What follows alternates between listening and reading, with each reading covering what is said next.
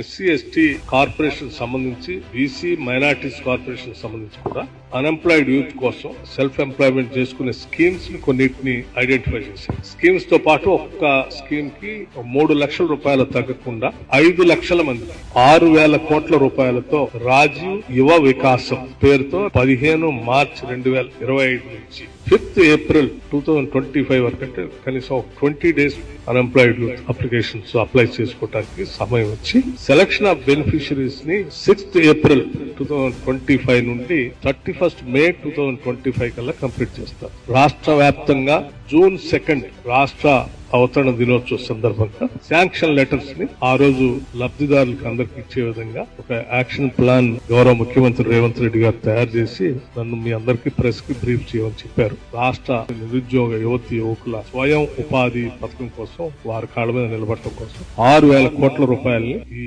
కార్యక్రమం కోసం వెచ్చించడానికి తగు నిర్ణయం తీసుకున్నారు.